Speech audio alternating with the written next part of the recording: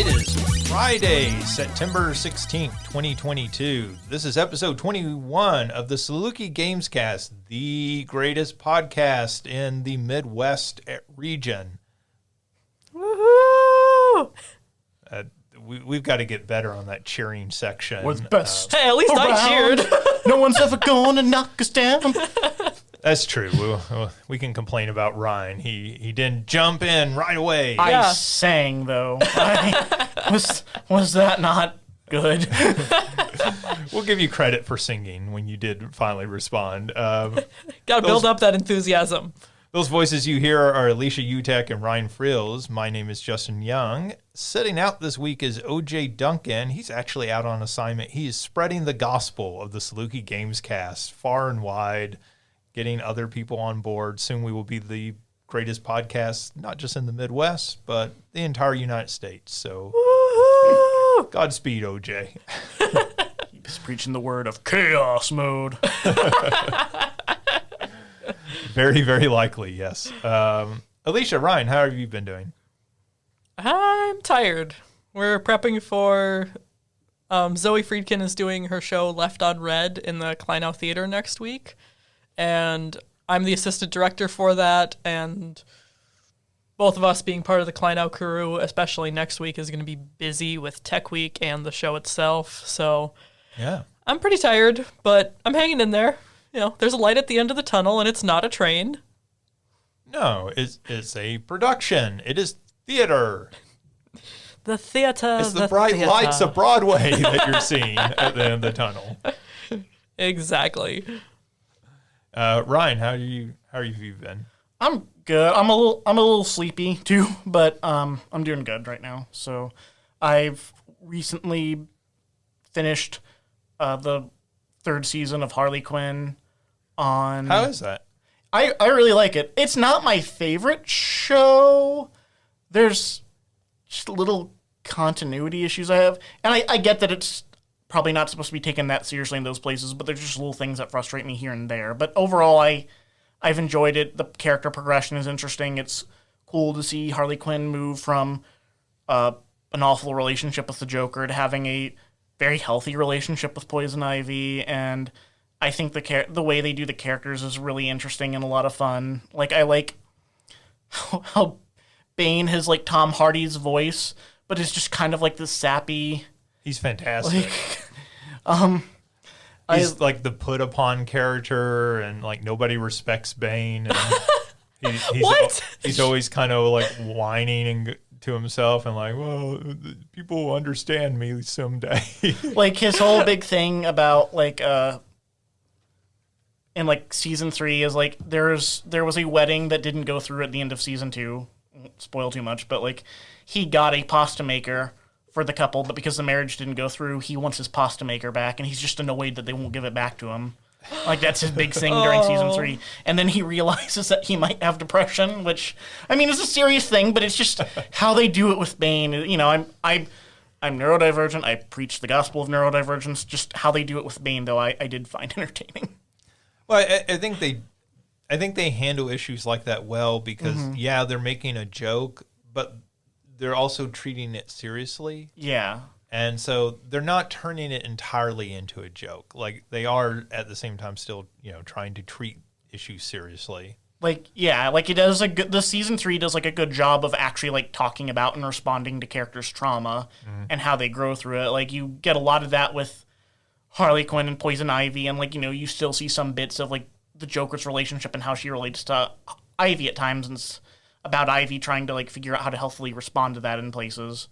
Right. And like, what else was I thinking about? Also, like, Batman's trauma and inability to get past, like, the death of his parents. Like, they actually talk about that in an interesting way we've never seen before. So it's, like, it's funny, but it's also clever and smart.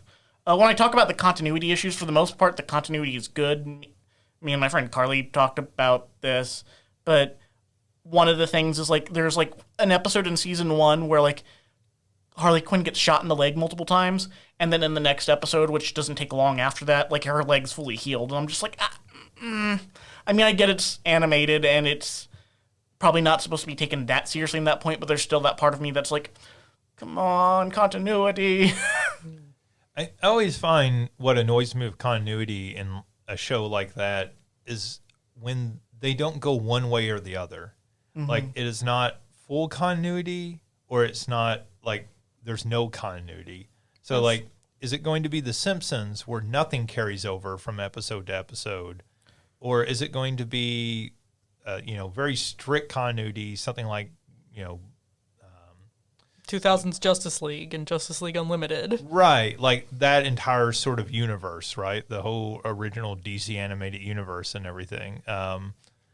And like it's when they'll be, they'll carry over some things but ignore some other things. Yeah. That's what frustrates me, because I'm like, I don't care. If you want to be a cartoon and, reset at the beginning of every new episode, that's fine by me.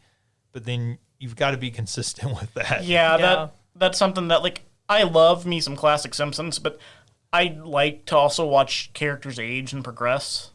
And, like, I'm not a big fan of the idea of, like, Bart and Lisa being eternally children and, and, like, them just going through the motions and remembering some things, but also just not questioning the fact that somehow they've all been the same age for this long. And the Ash Ketchum dilemma. Well, Ash Ketchum, at least there probably is for The Simpsons, too. I'm just not, I don't watch that show, so it's not on my radar at all. But Ash Ketchum, at least there's some actually fairly plausible theories about, very first episode, he sees Ho-Oh, and we assume he makes a wish of some kind. And the wish that, I've seen the theory that the wish that he makes with Ho-Oh is to be able to travel around with his friends forever. And so Ho-Oh's granting his wish by keeping him eternally young. Wow. I had no idea. Again, not confirmed anywhere. But I don't know. To me, it's much more plausible than for a long time. Like the Ash coma theory was a big thing. And I just never liked that. All this because he's in a coma. Which it's just kind of like an easy way out theory. It's an easy way out. It was very it's a cheap ending. It's cheap. I think, and it really originated from the era of creepypasta, where everything had to become dark. Right. And I was like, man, can we just have fun? It also just feels like really bad, psychology, and this explains this, and this explains this, and right. I'm so smart. Yeah, and they're like, the Pokemon, I really saw this around, Gen 4, Gen 5, and they're like, the Pokemon keep getting weirder because, weirder designs, because the longer he's in the coma, the more he loses touch with reality. And I was like, okay, we're done. That's why a bag of trash is now a Pokemon. Yeah. So. Or an ice cream cone. Yeah, so the Harley Quinn show, I haven't watched the third season. I did watch the first two seasons. I liked it quite a bit. I bounced off that show the first time I tried to watch it. The first time I tried to watch it, I was like, oh, this show, no, this is not what I want to see. And I went back and gave it a second chance later, and I got really into it. And Bane's wonderful. King Shark is wonderful. Oh, yeah. Ron Funch is doing the voice for King Shark. It's just brilliant casting. My favorite take on that character so far. Right. Like when I watched the newest Suicide Squad film and they had Sylvester Stallone doing the voice, I was like, oh man, I just want Ron Funches doing the voice here. So I liked that take, but it's also kind of felt like not the exact same, but it kind of felt like Groot all over again. Yeah, I can see that. Obviously it was a little differently, and there is to Gunn's credit, there is different nuances in the character, but it wasn't that interesting to me. This is a much more interesting take on King Shark. Yeah, I agree. He's a more dynamic character in the cartoon series than he is in the films. See, I don't have HBO Max, so I have not been able to watch Harley Quinn at all, which hurts my heart because Harley Quinn is one of my favorite characters of all time. But now I'm scared because of what you said about Bane. Because for me, I'm like, Bane breaks Batman's back the first time he shows up. I'm interested to know how they make it work with him being kind of the put upon awkward. I would say this show very much sort of leans into that all these characters are broken. Like even the hero characters, like even Commissioner Gordon, like they're all they're all just broken in some way. And it's ways often that, are very much in continuity with their classic character, but it's like kind of taking that to its logical conclusion. Right. And I don't know. I think as somebody who's a big Batman fan, it works for me. Okay. And I think like the interpretations are close enough for my enjoyment that like I never feel like any of the characters are just completely out of left field. Okay. They always feel like they're sort of like, hey, like Bane's kind of weird. What if we explored the weird part of Bane and the way that Bane is portrayed in the comics and cartoons and films? Like, what if we kind of took that to its logical end? Okay. And, I think they do a good job with Harley of making her, to me, at least in film and animation and everything, the best interpretation since the Batman the Animated Series version. Okay. Of like really making her this 3-dimensional character and like kind of exploring, like I think Margot Robbie does a very good job in the movies. But she can only work with what's written. Yeah. Right. And I don't think she's given much material with what's written. Yeah. So I think she's fantastic and spunky, but she doesn't get the kind of writing that I want Harley to have. Right. Yeah. And I think this does much better at that. Okay. Oh, yeah. And Poison Ivy is great, too. Yeah.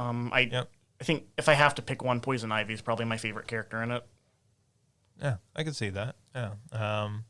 It's entirely worth watching. I would love to. I just am cheap and don't have HBO Max. You got to get into cycling through your services. Like, do Netflix this month, HBO the next month, and... Also, I love that Clayface just really wants to be an actor and is just really bad at it. Right. Like, somebody the other day on Twitter had posted a clip from Batman the Animated Series, and I can't remember. I think it's the first time Clayface appears, and it's the scene where Batman lures him into the television control room and puts his films up on all the monitors and everything. Yeah. And the person talking about it was like, look at how just brilliant this scene is. Like, and look at the depth of the animation and the Foley work that's being done because of, every time Clayface changes, there's the sound of the wet clay and like it's different each time. So like somebody in the Foley was like doing it different for each one of these. And it's just like kind of amazing that show ever existed. Because that show, as much as I've liked other animated shows, the original Batman the Animated Series, like almost every single one of those episodes is just a masterclass in storytelling. Like not even just animation, just storytelling. Oh, God, the baby doll episode. There was something really special about late 90s, early 2000s animation where those shows were made for kids to enjoy and for adults to understand. Yeah, I mean, and they did it beautifully. And I think they eventually got there with, Justice League. That, and of course that's all in the same continuity. And I'll say the whole DC animated universe, like Justice League and Justice League Unlimited, Teen Titans, Superman the Animated Series, Static Shock, all of it was phenomenal. I always think of Justice League and Justice League Unlimited as the same show because they really are. I mean, it was like Batman and the New Adventures of Batman and Robin. Those are the same show. Like, I know they changed the art style, but like it's the same characters and continuity. They didn't change any of that. So yeah. Speaking of good animated shows, the Owl House season 3 and the last season is starting October, and it's only 3 episodes. They're extended episodes, but there's only 3. Rip. Well, I guess our thoughts will be with you, Ryan. Thank you. My favorite show right now. All right, let's talk about some video games because we actually have a lot to get to in news. So let's jump right into what you've been playing. Alicia, what have you been playing this week?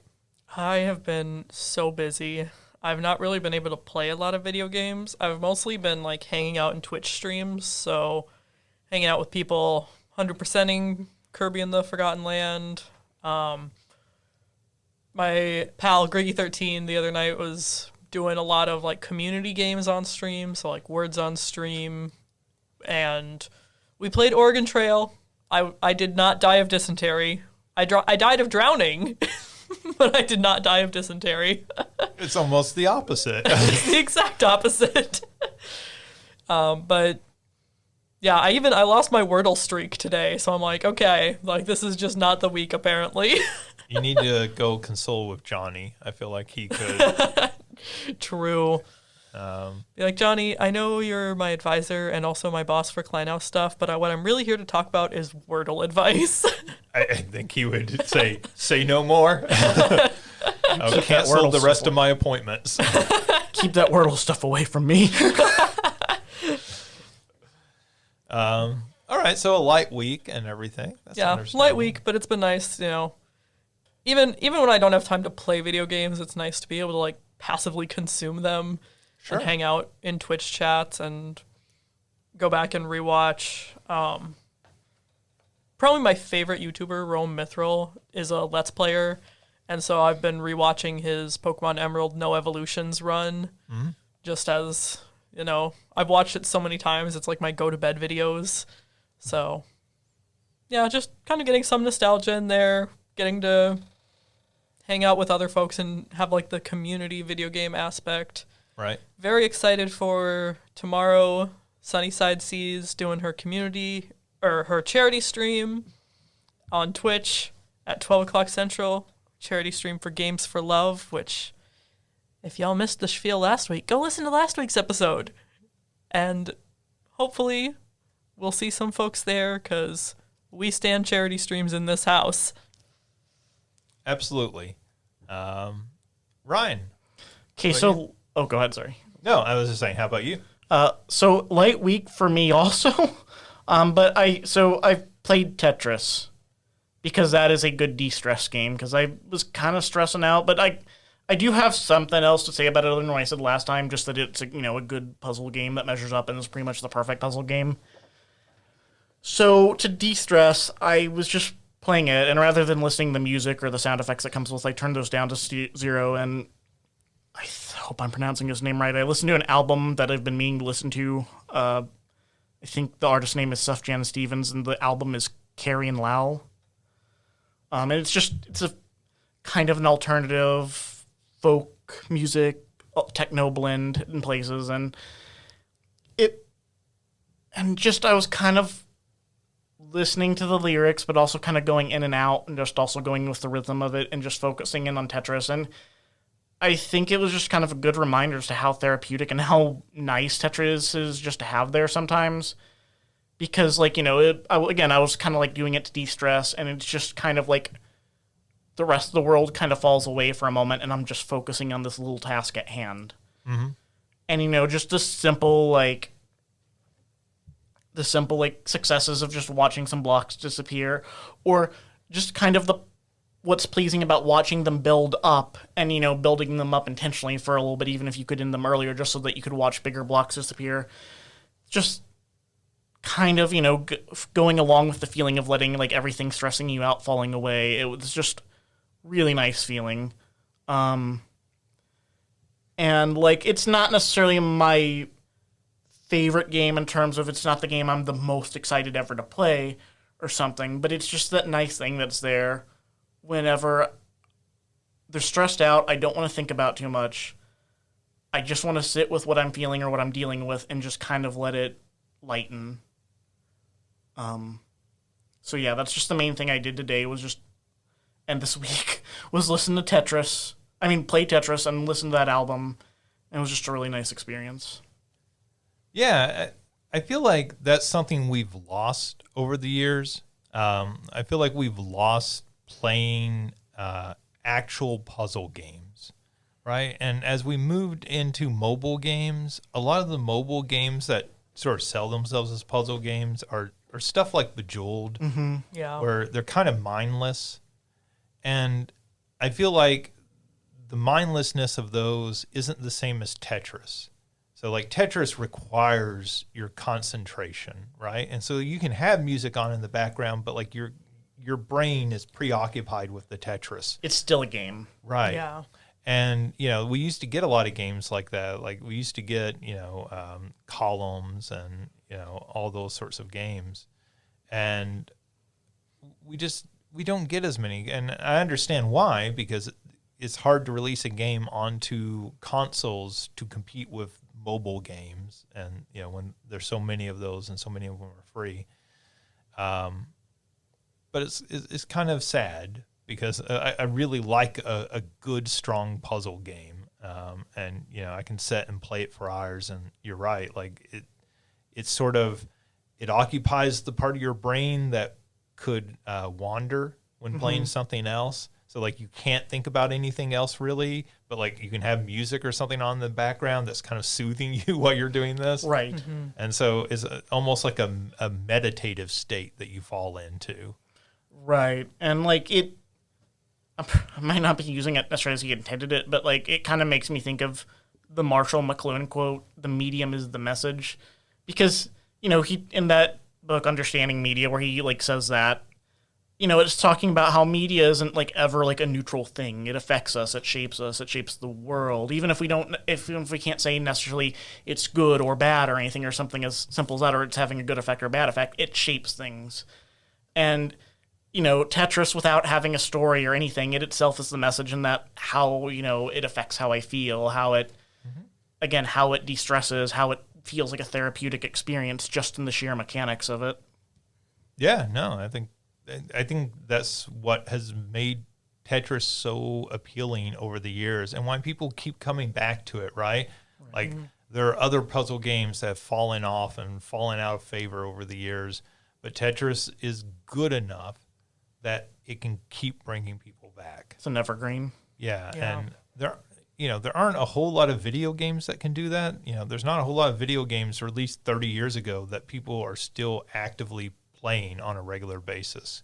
I mean, even with, diehard retro fans and everything, a lot of those retro fans are going back and playing the same handful of games. Right. And the fact that Tetris has, persevered this long is really a testament to that game. And, I think last week when we talked about it, I said, there's a reason that game gets talked about as one of the best games ever made. It's got such an interesting history to it, too. Like, how it, like, came in the middle of, I can't remember the name of the guy who created the moment, but how it, it was made in Russia, developed in Russia, and how it, like, its emergence into the world, like, and how it struggled through Cold War politics to spread, and now it's ubiquitous, like. Right, yeah. Yeah, it's a fascinating story. There's actually, you might be interested, there's a graphic novel about that. I am interested in it. It's on my radar. All right, cool. Let's see. I'm kind of in the same boat as both of you. I just have not had any time this week. And I'm probably going to even have less time this coming week because I've got plans for different things. So, but I did play a little bit more of Tinykin. That is the Pikmin-like platformer where you're exploring, like bedrooms and that sort of thing, and collecting different items as you go through.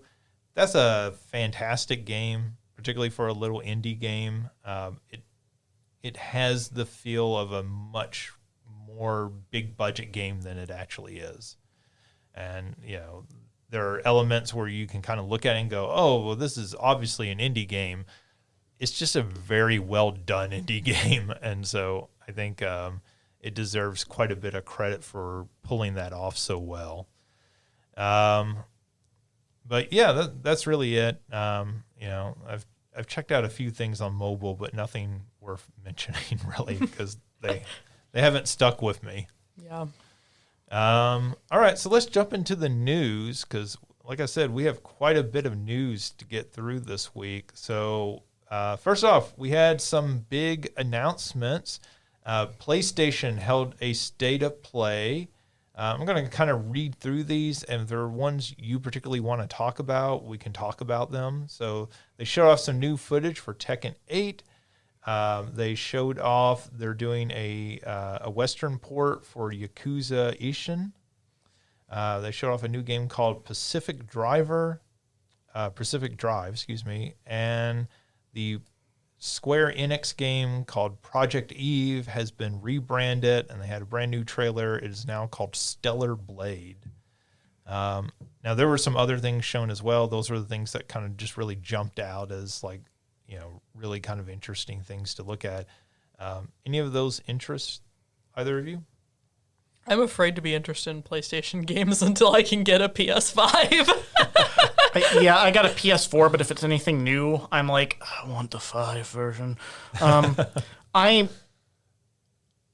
just because I've started playing it, I need to get back to it. But just because I started it a while back, I am interested in the Yakuza Ishin game. Just because I started, this was before the podcast started, but I started playing Yakuza 0. Yeah. It was just a really good game. Yeah, like that has got like some of the best world design, I think. So just anything like that's something I want to do is I want to get back to the Yakuza games and be able to play the mainline ones. And yes, that said, I'm interested in other ones, and therefore I'm probably interested in this one too. Yeah, this one's kind of more of a spin-off and everything. You know, it certainly looks interesting. It's a smaller game than the mainline games, but like those mainline games are pretty big games, so maybe that's more appealing to some people. Tekken 8 looks fantastic. Like, they did note that was not actual. It wasn't the way the final game will look, but it was being rendered in real time. So it wasn't pre-rendered footage, but it has them fighting, and there's like storms going on in the background, and it's raining, and just looked like a next generation fighting game.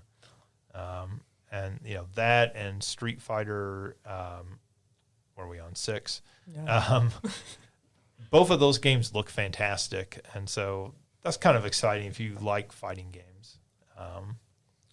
So I was impressed by those. Well, let's move on. Let's talk about Nintendo. They had a Direct, and I think there was more news that kind of came out of this, or at least more news that I think will be interesting to the people in this room. More of a Nintendo nerd. So we finally got a title for the new Zelda game. This is the sort of direct follow-up and everything. So it is now called Tears of the Kingdom, or potentially Tears of the Kingdom. They only wrote it. They did not say it out loud, but I'm going to assume it's Tears of the Kingdom. That they also dated it. It's coming out next May 12th, 2023. So are you excited? I've seen some really interesting. I haven't had a chance to watch any of it, but I've seen a lot of people talking about like the comparison between having Breath of the Wild. So we had the Wild, and then now we have Tears of the Kingdom. So we're back in the Kingdom. I'm like, this sounds very intriguing to me.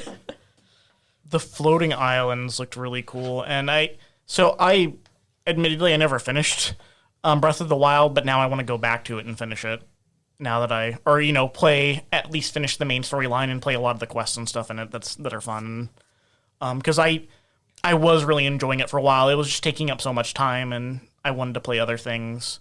Sure. And I felt like I was getting really lost in that game, which is its own fun experience. But I was like, okay, I want to do something for a little bit where I have a better idea of what I'm doing. But no, I'm now encouraged to go back and finish Breath of the Wild so that I can play this when it comes out. Yeah. Because like when I first put on Breath of the Wild, or first saw it like being played, it was so gorgeous, and it looked like a Studio Ghibli film, like in video game form. Which I love me some Studio Ghibli. So it was just such a fun world to explore and move around in, and I like the weapon crafting system and stuff, and I'm excited. Yeah. Breath of the Wild is one of those, like, just budget-wise, I haven't been able to get it and play it myself, but I just really enjoy watching like a bunch of challenge runs for it because people come up with the silliest challenge runs. Like I think butter percent is the put butter on a dog. Yeah. Or like the pet all the dogs percent. I'm like, I am here for this. So I'm excited to see, maybe if they do a bundle at some point with Breath of the Wild and Tears of the Kingdom, then I might be able to buy it and get both. But regardless, I'm excited to see what kind of fun things come out of this world again. Yeah, I think Breath of the Wild was part of what made that game so fun and so gripping was the openness of it. Mm-hmm. And yeah, it's an open world game, but there was a level of openness to that game that you don't get from most open world games. So I think, Alicia, what you're talking about, like the just creativeness that it allows for people to play through that. You see people doing things like, okay, well, I'm going to shoot myself up and across the entire world by doing this thing. And you're just like, what? Like, how did this even occur to you? Right. And it doesn't even feel like a glitch. It feels like a manipulation of the systems in the game. And I think that's really exciting.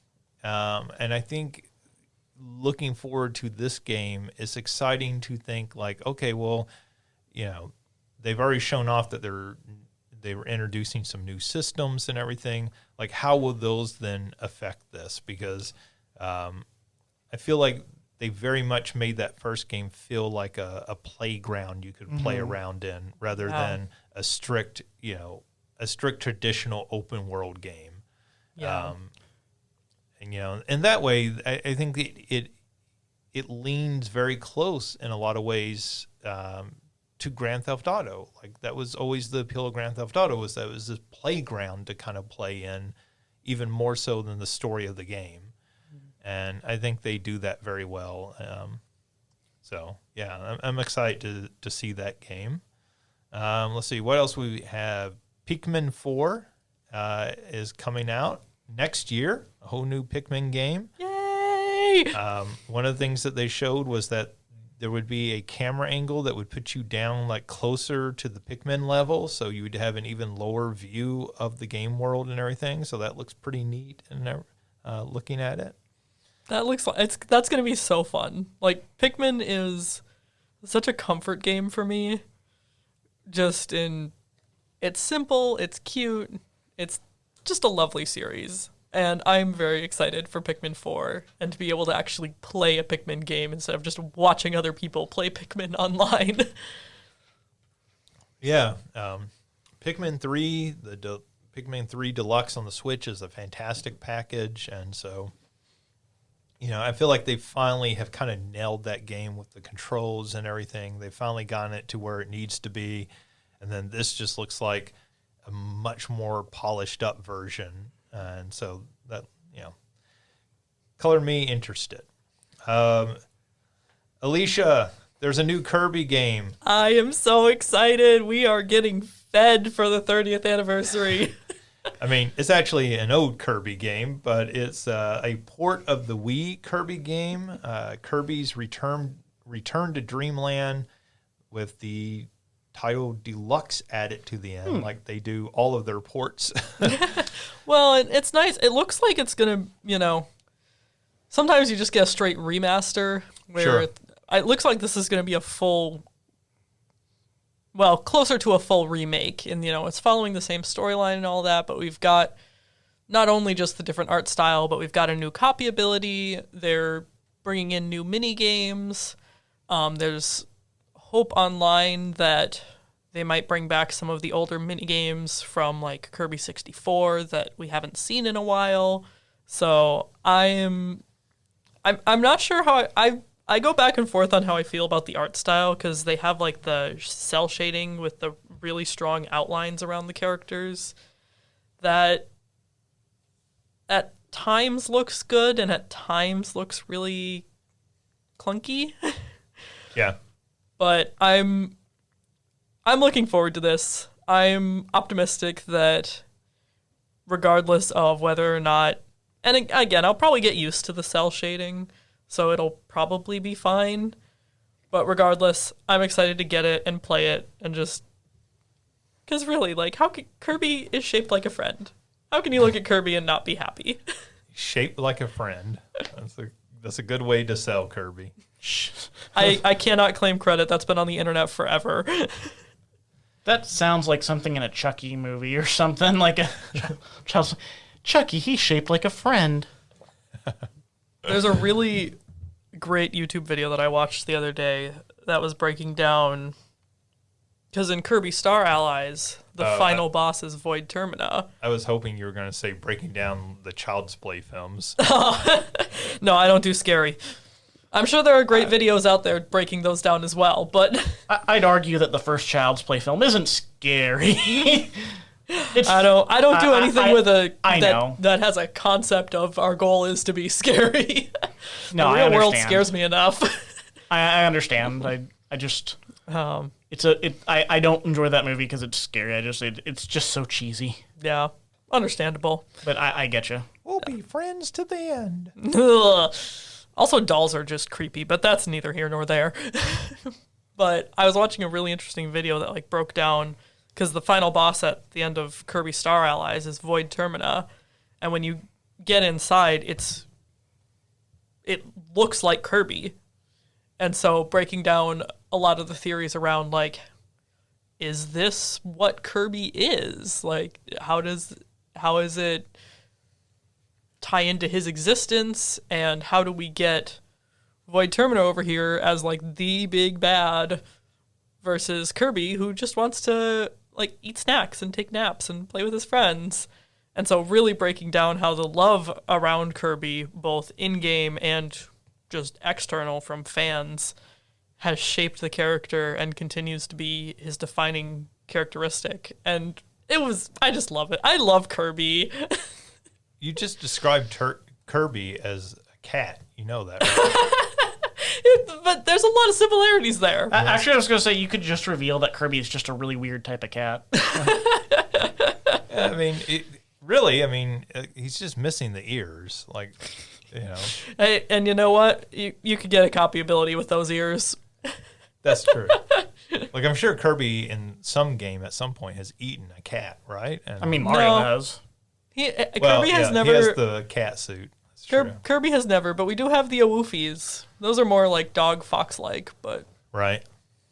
All right. Let's see. We are getting an Octopath Traveler 2. That is a role-playing game. You have 8 different characters from different perspectives. It's in that, what they call the HD 2D style. It looks fantastic. Like, just a beautiful-looking game. This one in particular, even more so when they were showing some of the cities and the ship at the dock and everything, just really struck me like a pop-up book. In the look of it, and it just really stands out. I know they've done that with several games now, so I can't say it entirely looks unique, but it just stands out, even among a sea of other games. So, they announced a bunch of new N64 games that are coming to the Nintendo Switch Online expansion pack. So, for the rest of this year and into next year, 1080p, just 1080 snowboarding. It's not actually in 1080p. Excitebike 64, Pilot Wings, the first 3 Mario Party games, the first 2 Pokemon Stadium games. So a lot of excitement with all of those. Mm-hmm. But the big news was GoldenEye 007. Yes. So it is coming to Nintendo Switch Online. It is also coming to Xbox. It'll be part of Xbox Game Pass. However, only the Nintendo version will have online play. So there's been a lot of speculation about why that is and like how in the world could Xbox not put out an online play version of this. So it appears that Nintendo's emulator for N64 games, same as their NES and Super Nintendo emulators, allow you to play those games online, even if those games were originally, obviously none of those games were originally built as online multiplayer games, but as long as they were multiplayer games. So, for example, a game like Mario Party. Yeah, like Mario Party, because that was built to be a multiplayer game, they basically have tunneling software that allows other people to connect their Switches and you play it as if you are there with each other in person playing the game. Now, this presents an interesting issue with GoldenEye 007 potentially, because the multiplayer in this first-person shooter, when this game was originally released, was split screen. So you are theoretically going to be playing this split screen over the internet. So you will still have all 4 players on your screen. You will not get your own screen. You'll still be able to see where other people are and everything, just like you did, 25 years ago when you were playing this on the Nintendo 64. That's something I'd like fixed, actually. I actually kind of like that. I feel like a lot of times when I play multiplayer games, if we're not on the same screen, I lose track of where the other people are. And especially if I'm competing against them, I need to know where they are so I can stomp them. That's fair. Yeah. Now, the thing that's kind of interesting about this is Xbox was working on what was a much more extensive remake of 007, which had online multiplayer built into it. That's not the version that the Xbox is getting. They're not getting that remake. What they're getting is the original N64 ROM, it looks like. It's going to be run through emulation and everything. So it'll be a little bit, rezzed up and everything. It'll be running in a higher resolution. So it should look a little bit better. But it's not a remake of 007. And, neither is this version that's coming out on the Switch. So I think that's the important thing to understand. Now, maybe they'll put that version out eventually, but that's not what we're getting right now. Mm-hmm. And, I mean, a couple of reasons I'm excited about this. This is one of those games that I wasn't interested in, like, when I was younger, and it came out in N64 originally, and, like, in retrospect, I wish I had played. So this is, like, not like a nostalgic play, but like oh, dang it, I missed out on this. And now I understand what it was to have missed out on that, and I want to play it.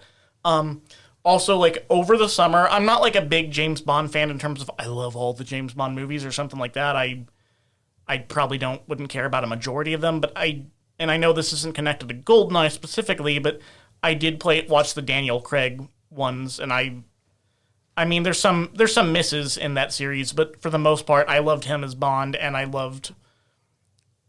think I loved, like, Casino Royale and Skyfall a lot. Like, yeah. And I kind of just want another good James Bond experience. And I feel like the one that I was more interested in than actually watching any of the other movies, I did watch some more outside of the Craig ones, but even more than watching the other movies, I wanted to play the GoldenEye game. Because I knew that was, like, such a big deal in, like, video gaming history, and I wanted to give it a shot. So I'm happy about this. Yeah, I'll be interested to hear your impressions after playing it, because GoldenEye very much was a moment in time, it feels like. And I don't know how that game will hold up for new audiences playing it for the first time, because first-person shooters have come so far since that game came out. And part of the reason why it was so successful at the time was it was the first game to get first-person shooters right on a home console. Right?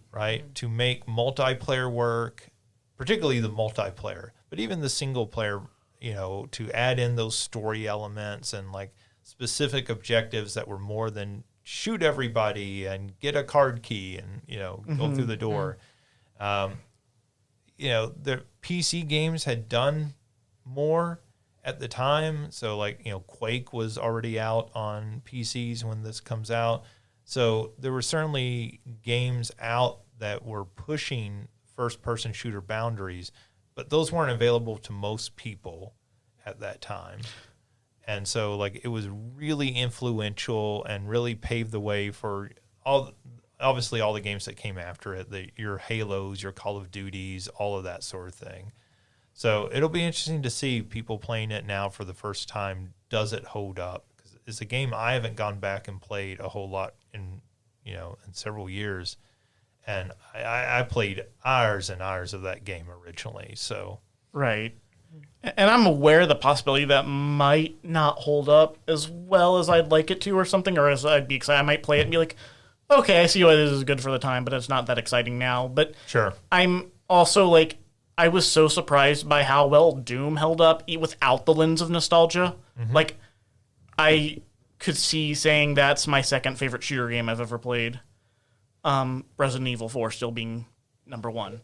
But it was there's a part of me that's like, oh, it'd be so cool if it still held up super well. So okay, we are getting a new Fatal Frame port, Mask of the Lunar Eclipse. We are getting a new fitness boxing game. This one, fitness boxing, Fist of the North Star. This game made me so incredibly happy when it came up during the Direct because it is the exact sort of stupid game you should be making. If you're making a fitness boxing game, take a crazy license like Fist of the North Star and slap it on there, and it just makes that game so much more interesting to me as somebody who just didn't play the original. I think there's been 2 fitness boxing games now. They just felt so generic and, fine, they're fitness games. They're probably pretty good if you'll play them every day. But actually being able to fight characters out of Fist of the North Star is infinitely more interesting. oh yeah. Fist of the North Star! Like, It just sounds like you're going to have some great attacks in that. I would have no interest in just like fitness boxing, but the Fist of the North Star is the hook. So Fist of the North Star, and Ryan, you probably know this better than I. It's an anime and manga, and it's extremely violent, right? Like, I'm not super familiar with it. But I know enough about it that like this piqued my interest because it's like I think it was like one of the original shonen animes that kind of like or shonen mangas that like set a lot of the tropes and stuff that you could expect, and it's doesn't like do anything to subvert anything. It's like a good model of how those worked once upon a time. And I'm not necessarily that interested in Fist of the North Star specifically in and of itself. I'm not interested in fitness boxing, but somehow when you combine them, I'm just like, okay, I'm really curious now. Yeah. It's like that is such a wild thing to adapt into fitness boxing. Like, it's peanut butter and chocolate together at last. yeah. And so it's like maybe, and so this is like, okay, maybe this is the version of Fist of the North Star I want to try. And maybe, who knows, after this I'll be like, oh god, Fist of the North Star is great. I want to read the manga. I want to watch the anime. But who knows? But while I've never been that interested in Fist of the North Star or fitness boxing, either one, more so in Fist of the North Star, I really want to try this out. Yeah, this seems like just a really smart way to continue that franchise and to do something that would make it actually pique people's interest. The only thing I can think that might have piqued my interest more would have been if you'd done fitness boxing Punch-Out and brought back all those characters. And I don't know why they haven't done that other than they don't want to cheap out Punch-Out. Like, they're like, that should be a major thing when we put out a new Punch-Out game. And, Fist of the North Star, there's Fist of the North Star games that come out all the time. So why not slap this license on there? But very clever, very smart move, it feels like to me. Let's see. There was at least 6 farming games that they showed off in this, which I just made a note of because I don't know. Like, if you're into farming games, you have at it. I feel like, how many farming games do we actually need? How many farming games are people actually going to play? Yeah, there's definitely something magical about like Harvest Moon and Stardew Valley, but other than that, like, I don't know that 6 games can capture the magic in one year. And maybe they can. Maybe they'll surprise me, but... In fairness, I think these are coming out this year and into next year, so... Well, yeah. Year meaning 365 days. It's funny because this is like a thing in board gaming too. There's just like a lot of board games about farming specifically, and like there's particular people that are like known for doing it. Like Uwe Rosenberg has done like mostly farming games, and then like it's that like really another farming game, but then he does it and he's just so good at it that you're like, okay, this is actually really good. But that's the thing in board games too. Although it's less magical in board games, it's more Uwe Rosenberg is going to make it really hard for you to like harvest all your crops and feed your people, and then they might starve this season. And blah blah blah. It's harder and it's sadder. Yeah, I mean, I think Alicia, you're right when you say, well, there's Harvest Moon, there's Song of Seasons, there are multiple franchises that already existed when Stardew Valley came out. It was this little indie game made by one person, and you kind of, I think most people were fairly dismissive of that game early on, and then that game just took over and was a just runaway success. It was doing what those games did, but better in a lot of ways. And so maybe one of these games will come out and it'll be the new Harvest Moon. It'll take those mechanics and those ideas and do them better than Harvest Moon does them. So I don't want to be entirely dismissive, but it very much does feel like everyone jumping on the bandwagon and saying, we're going to do exactly what they've been doing here. And that's less interesting maybe. Let's see. They also announced the new Fire Emblem game, Fire Emblem Engage. This is a full Fire Emblem game. It's not a remake. It's not one of the Mushu Warrior games. This is a full Fire Emblem game. The art style looks really nice. And, if you're into Fire Emblem, hey, there's another Fire Emblem game. Be excited. Let's see. In other Nintendo news, Splatoon 3 debuted to the biggest launch in Japan ever for any game ever. It sold 3.4 million copies in its first 3 days of release. I repeat, this is the best-selling game ever in Japan upon release. I'm impressed. I'm surprised, but I'm impressed. Hey, me too.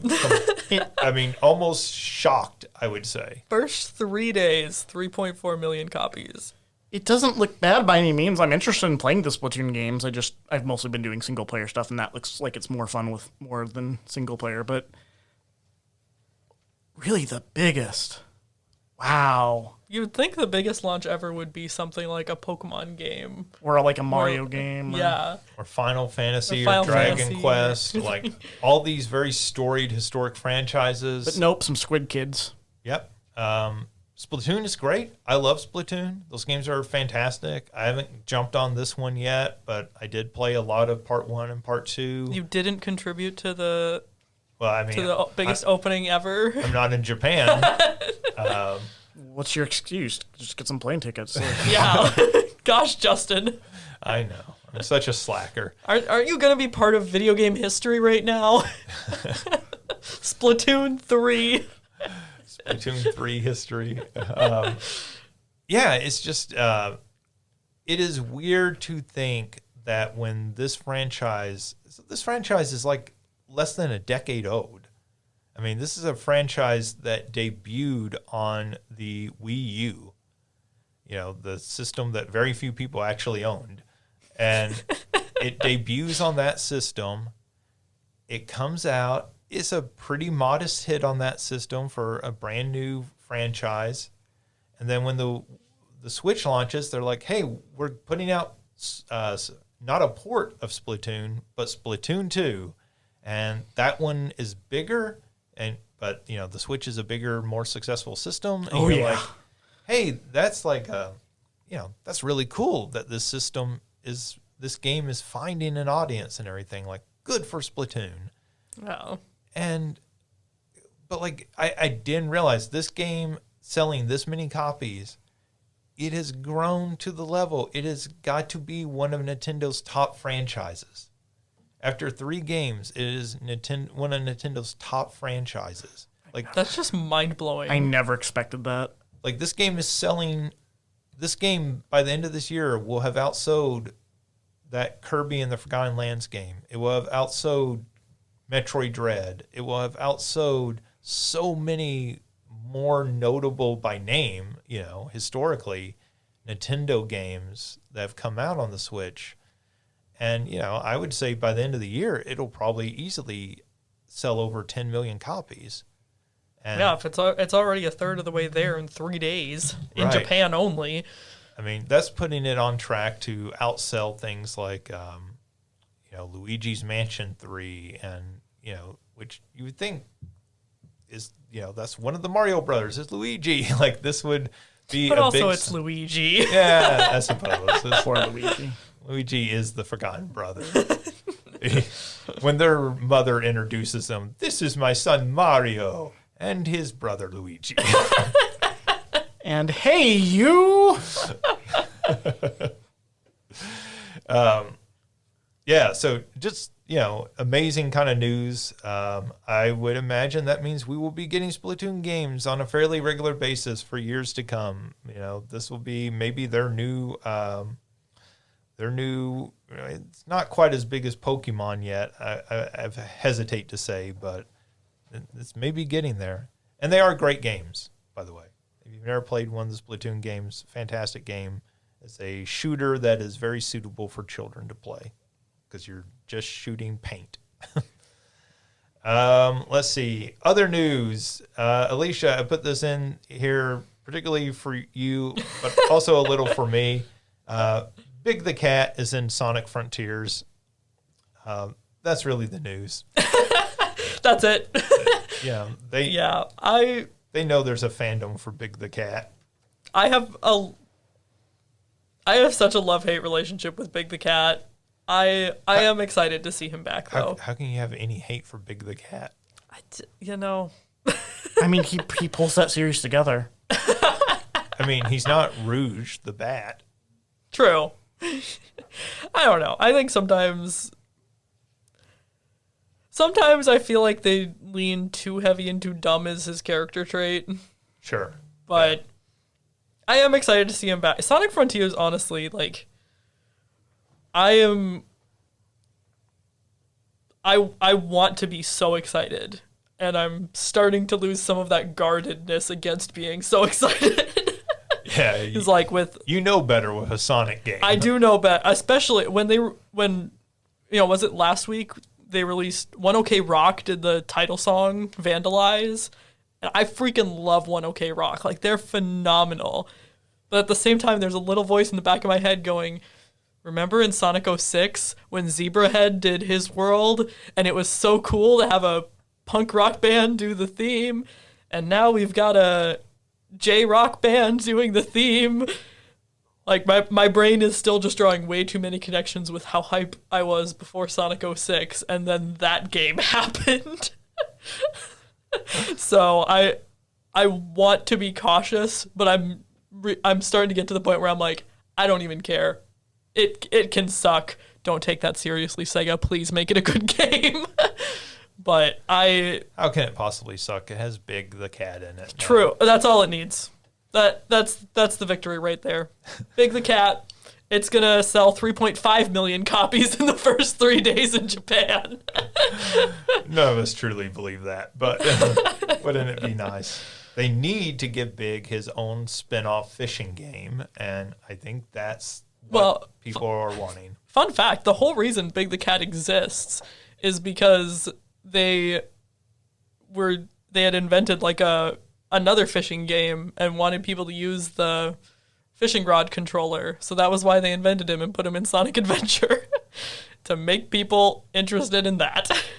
Yeah, I remember like fishing games were pretty popular in that era. And so when they put out that fishing rod controller, it was like, this thing's insane, but also kind of cool. Like, and I never got one of those. I kind of always secretly wanted one of the fishing rod controllers. I love that. Imagining there being like a Sonic fishing game. Well, I mean, that's what this mini game is. He's in for a mini game. But That's I mean the whole what game. it is. Yeah. Well, I mean, that's what I was saying. Like, Big the Cat needs his own spin-off fishing game, and it's him and Froggy. Yeah, or him and Knuckles out in a boat, like just fishing, and they're drinking beers and like talking. It's I'd be part down. visual novel, part like fishing game. Just beat me to it. Oh man, I'd be down. How does their friendship progress? I would love to. I mean, honestly, if they were going to do that, I would want to see more with like Team Rose. I miss Sonic Heroes. I loved that game as a kid. I've gone back to it now, and I still love it. So I'm like, give me more Team Rose. Was he on Team Rose? Yep, it was Amy, Cream, and Big. Oh, okay. Amy, Cream, and Big. Like those names. One of these names is an actual name. One of them is something you eat, and one of them is a descriptor. These do not sound like real. These do not sound like real names at all. Let's see. 3-4 Industries. The head of 3-4 Industries, Bonnie Ross, has announced that she is leaving the company. She has been there the last, I think they said 15 years. Now, she came out and stated that she was leaving for medical reasons, a family medical reason, but that she had been planning to leave anyway.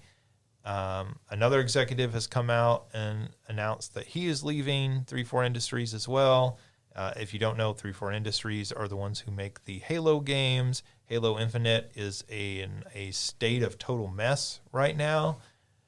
This very much feels like people abandoning ship or possibly being pushed overboard and getting pushed out the door as Microsoft comes in and says, we're going to clean house and get this back into shape because we can't have our top franchise, essentially just flailing wildly out there. So there's some shame to hear this and everything. The game industry right now is still a developers market, so I don't think it'll be a problem for these people leaving to find jobs. They can jump ship very easily and get somewhere new, but it probably means that you shouldn't expect any big salvation of Halo anytime soon. No one's going to get to see Master Chief's ass again? Oh, no. They've started work on season 2 of that show. Oh, jeez. So, I mean, and you've got to up the ante. You got to do something more than see his butt for season 2. So, I mean, I don't want to imagine what that's going to be. I wasn't going to go down that road. We'll see if OJ resubscribes just to watch season 2. Electric Boogaloo. Let's see. David Harbour, best known for Stranger Things, but also the Black Widow film. He has Not Hellboy? No, not. I mean, he is the bad Hellboy. For all those listening, the look on Justin's face just now, if looks could kill, Ryan would no longer be with us.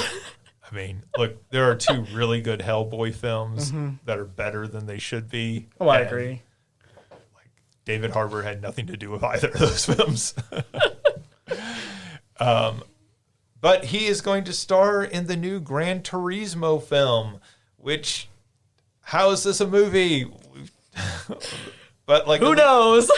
I mean, they're casting well, right? Like, so they've got a good actor, they've got a good director. So, I mean, I guess there's some hope for this film. Whatever this film turns out to be, we'll see. The Sims 4 is going free to play. So, either of you are Sims players? No, for that, I kind of prefer something like Animal Crossing. Yeah, I'm in the same boat. I honestly, I would sit there with my friends while they played The Sims and hang out with them while they did, but it was never really my vibe. Well, for those of you who have always wanted to see if it was your vibe, you can now check it out entirely free.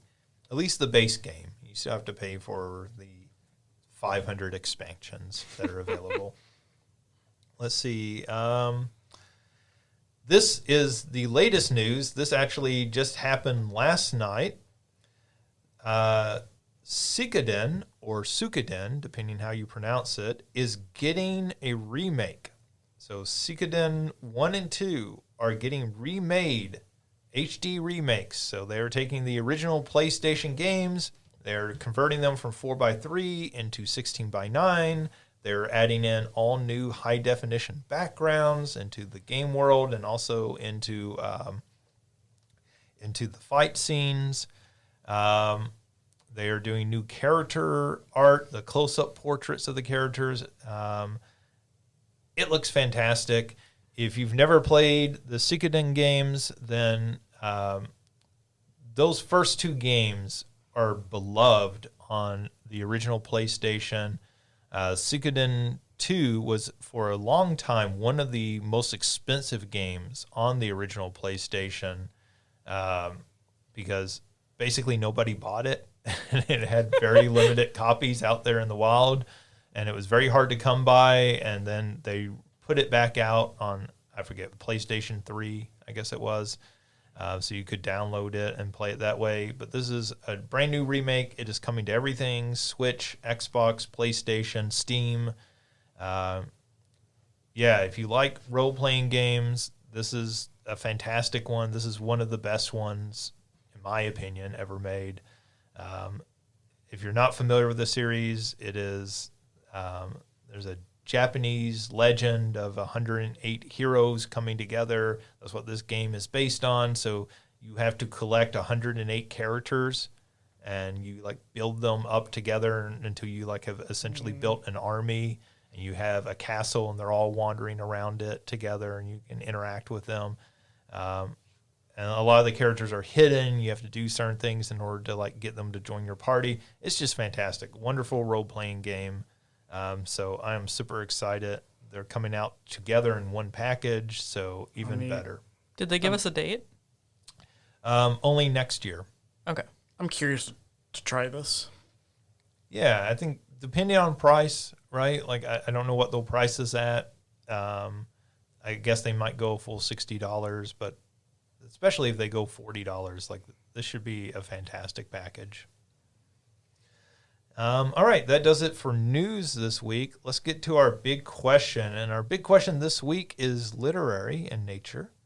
So which novel would you most like to see adapted into a video game? So if you could have any novel made into a video game, which one would it be? Ryan, why don't we start with you? Okay, so I don't think this would count as cheating. I think it did because it got made to a movie. I think they made a video game adaptation of the movie, but not like directly from the book. I think something that'd be cool to see, like a more just made to be a good game, would be like an adaptation of like the Neil Gaiman book Coraline. And like maybe you could take Coraline and turn it into like a classic Resident Evil style game of her like exploring like I can't remember what the term was, but like the other mother's house, like their dream, her dark demented dream house, and make it like a game about exploring that and maybe learning more about the lore of the world you're in, and doing the puzzles like was done in the book. Like she had to find like I think 3 glass eyes at some point or something. It's been a while since I read it, and like I think that book already comes with like interesting puzzles within it, like just with like adventures like that, like that you could easily adapt into stuff for the game. And like it'd be cool if like rather than like try to make it look like the movie, I love how the movie looked, don't get me wrong, but it did try to do like something like, I think it was artist David McKean that did like the artwork for like the book. It'd be cool if like you got him to like his designs of the characters and like the game tried to look like something he drew or something. That would be mine, like a really cool game, like Resident Evil like type game based off of Coraline. Yeah, I think that sounds really interesting. That's a great story. Yeah. And so I could see that making a fantastic video game. I did just Google it real quick. There is a video game of it, but it looks fairly. I know nothing else about it other than that it looks like a fairly generic platformer. Yeah. So probably not fully capturing the feeling of the book or even the movie. Yeah, and that's what I wanted, something that would like capture, that doesn't try to be like the movie or a version of the movie, that tries to be like its own translation of the book and tries to do its best to do that in game form. Okay. Alicia. I'm going to throw it back to a childhood favorite here, and I'm going to say the Percy Jackson series. I would love to see those books adapted into video games. We're getting a new TV series. We are getting a Disney Plus show, and I'm sure that they will make video games based off of that. But I don't know. I'm very excited for the show. I'm very optimistic. I also think that it'll be interesting to see words. Please work. Please get from my brain out of my mouth. But I think I almost would want to see a more animated style for a video game of Percy Jackson, because I think there's just so many fantastical elements that my one concern about the TV show is that some of them will end up looking either corny or just plain not good. And Right. It could be an invalid concern. Maybe it will all look fantastic, but I think, especially when you look back at when they switched over to Viria as the official artist for the Percy Jackson series, just like her drawing styles made every character look fantastic. And again, being able to lean into those mythological elements and really go ham with it, make it super cool. I'm very excited we're getting the live action show, but I would like to see more of like an animated style video game, probably play wise in the style of like the Lord of the Rings games or when they had the Harry Potter games back in the day. So probably play style, something like that, but I think that would be a lot of fun to go back and play as a video game as opposed to just rereading the books. I think that's really interesting that both of you have said, the artwork from the books would be like fantastic, right? To base a game around that and everything. So I think that's really interesting because I think oftentimes so many video games end up looking exactly the same. Mm-hmm. Right. And there's some reasons for that. And, you're using the same game engine and everything. And so you kind of just just make the characters look realistic, and I think one of the things that we miss out when we do that is all these differing art styles that could really make an otherwise forgettable looking game really stand out and look like something new and different. So that game Pacific Drive on the PlayStation that they showed off is like a roguelike game where you have to drive in your car, but like you're collecting parts to keep your car running and everything. And it just has this fantastic art style to it that just makes it look, sort of creepy and weird and different than anything else. And instantly got my attention for the game, where if they had done it much more realistic, I don't think I would have cared. I wouldn't have paid as much attention to it. Yeah, exactly. Like, don't get me wrong. It's impressive how realistic video games can look now. But I think also, like you said, it makes a lot of them look kind of generic in some sense, where it's like, okay, like Hogwarts Legacy the characters don't look interesting. No. The visual style is fine. It looks like it'll have some beautiful graphics, but the characters themselves do not look interesting. And I'm like, I want to see characters who look interesting. I want to see a distinct style to this game. You want to see Biggs the cat. Don't we all? Honestly, just like, who needs the Minotaur? Just throw in Big the Cat. Well, I mean, and of course that was part of the appeal of Big the Cat originally. He actually is a good character design. Yeah. Like, he's goofy, and I mean, I think you're right that the voice acting has sometimes betrayed him, but like the character design was instantly likable. And particularly at a time when they were expanding the Sonic universe and just adding all these random characters who, to me, as somebody who's not a diehard Sonic fan, so many of those characters are forgettable to me. Like, it's like, hey, we have a bat character that's sort of like Sonic, except, look, she has breast. Honestly, probably exactly the conversation in the dev room when they were like, we need Rouge the Bat. And- How do we distinguish? But you know, boobs? Give those teenagers their waifu.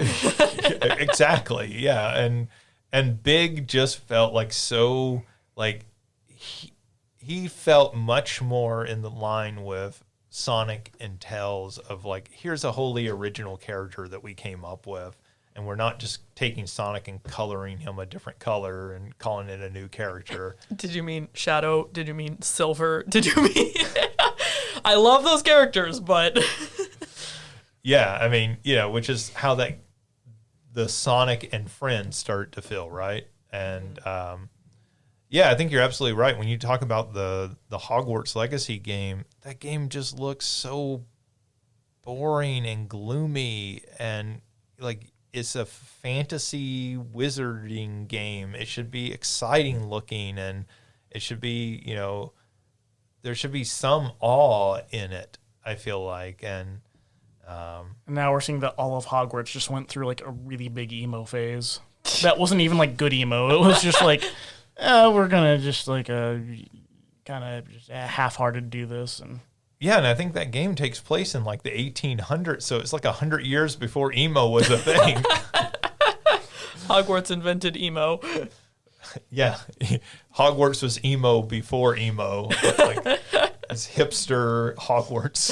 is that the next J.K. Rowling quote? Like, sounds like something she might say. Oh, man. But Well, and speaking to coming back to the art style too, like Percy Jackson is a really interesting example because the original art was not great. Like Yeah. it was fine, but then people became so. Viria was a fan artist. You know, she was on like DeviantArt and Tumblr and all that, and people became so attached to her interpretations that Riordan actually went out and hired her as like now her art is on official merch. So it's a really interesting case of like we picture the characters a certain way, even though you gave us the original way, and so now this is more distinct, this is more interesting. And yeah, I wish that video games would lean into that distinct, because there's a lot of opportunity for distinct styles, you know, even if you've got to have generic character, you can still lean into distinct styles and like backgrounds, or vice versa, you know, generic backgrounds, distinct characters. And yeah, it just feels like we don't get a lot of that these days. no, I don't think we do. I think that was something that died off to a large degree in the transition from 2D to 3D games. Yeah. And I'm sure for technical reasons, there's an explanation for that somebody doing the art in these games, or even just maybe other issues, collision detection, who knows, could explain. But from simply an outsider's perspective, it's somewhat disappointing at times. Character design peaked with Waluigi, and it just kind of fell after that. Well, It's a given. yeah, that's to be Waluigi understood. and Big the Cat, the only original characters. They need a buddy cop film. / rom-com. They were are we- partners, but now they're partners. Are we making Waluigi Oh, a yeah. furry now? I mean, why not? No judgment, but Are you doubting that Waluigi would be? I mean, they did not too long ago release like saucy like official art of Waluigi. Like you think like an actual Nintendo artist like did a render of him like looking kind of flirty with a rose in his mouth, and like it got released. Great. Like a game about that. All right. Well, let's move on before this gets what about you? too bizarre. So I wrote down two things here. The first one is Stephen King's It. I can see that. So I'm thinking like a classic adventure game where you're having to like get through this world and accomplish different tasks and everything. You're having to go and clean up Beverly's bathroom, but you're having to go find the items to let you clean it up and all that sort of stuff. Or when I was a kid, I was always frustrated when they made a Nightmare on Elm Street or Friday the 13th game that you played the victims. You didn't get to play as Freddy or Jason. So what if you made a game where you're Pennywise and you have to like stalk the victims and find out what it is that scares them and like unleash that onto them? So you have different powers, different things that you can unleash. That would be a lot of fun. That often gets left out of the movies, but that's a pretty big part of the original novel. So that could be pretty fun. The other thing I wrote down, because it's maybe my favorite novel of all time, is Edith Wharton's The Age of Innocence. And this would almost have to be like a visual novel style game. So, but just a game where it is you trying to make sure that you get all the like little intricacies of high culture correct, but everyone's conspiring against you while you're doing that.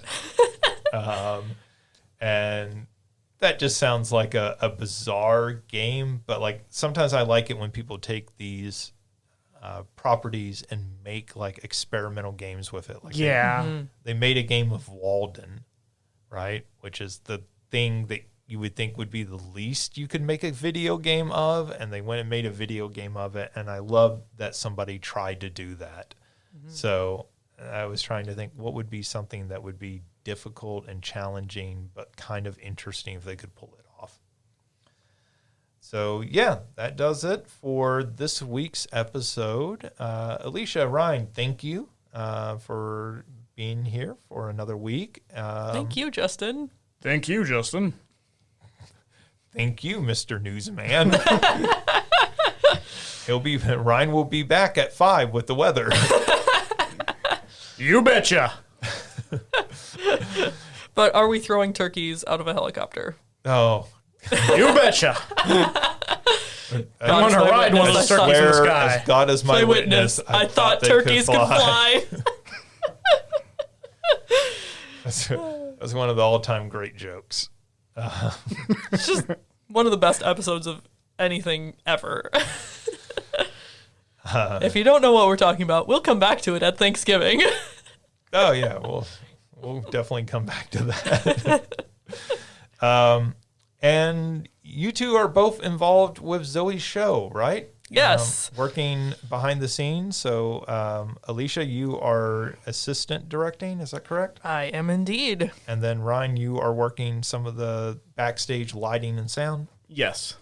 So, So if you're in the Carbondale area, then next week, the 22nd through the 24th, 8 p.m. in the Kleinau Theater, will be Zoe's show Left on Red. Please do note that it has mature themes, so make sure that you come prepared for that. You know, probably don't want to bring a 7-year-old, but it's going to be great. Tickets are $5 with a student ID or $7 for community members. We can only accept cash at the Kleinau, but hopefully y'all make it out if you're in the Carbondale area. Yeah, and I can speak as an outsider. I did see one scene of this during the graduate student showcase, and it was very entertaining. And so I'm looking forward to seeing the entire show.